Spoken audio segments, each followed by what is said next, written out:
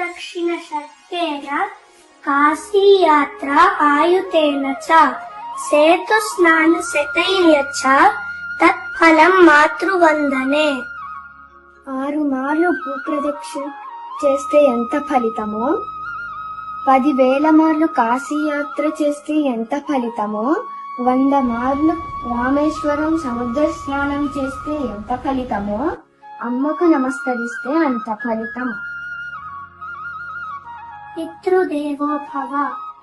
తండ్రి సాక్షాత్తు శివుడి స్వరూపం. ఇప్పుడు మనం అమ్మా నాన్నకి ప్రదక్షిణం చేసి నమస్కారం చేద్దాం.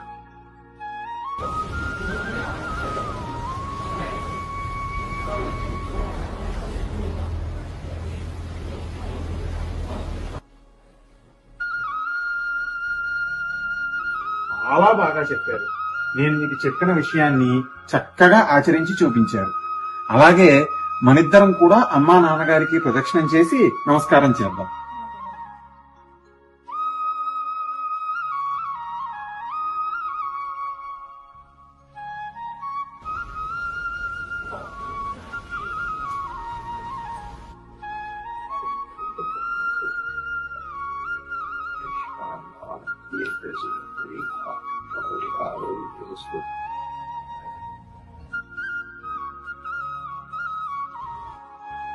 నాన్న, మీ నాన్నగారికి మీరు చెప్పిన శ్లోకం నేను చిన్నతనంలో నేర్పాను.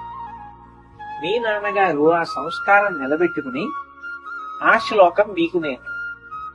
మీరు ఆ శ్లోకం చదివి మీ అమ్మగారికి నాన్నగారికి నమస్కారం చేశారు. మీ అమ్మ నాన్నగారు మాకు నమస్కారం చేశారు. మరి ఇప్పుడు నేనెవరికి నమస్కారం చేయాలి? మా అమ్మకి నాన్నగారికి చేయాలి. కానీ ఇప్పుడు వాళ్ళిద్దరూ భూమికి వేరు. అయినా బెంగేం లేదు. శాస్త్రం అంటే మాతర సర్వభూతాన కామ సర్వసుఖప్రదాయ యుద్ధి మాకాంక్షతా నిత్యం కామ కార్యా ప్రదక్షిణా. మా అమ్మ నాన్నగారు గోవు ఎందే ఉన్నారు.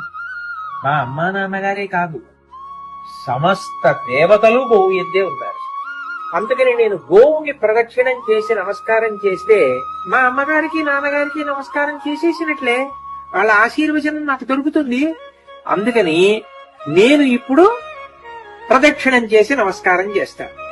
మా నాన్నగారు మీకేమవుతారు? ముత్తాత గారు అవుతారు. మరి వాళ్ళ ఆశీర్వచనం మీకు కావాలి కదా.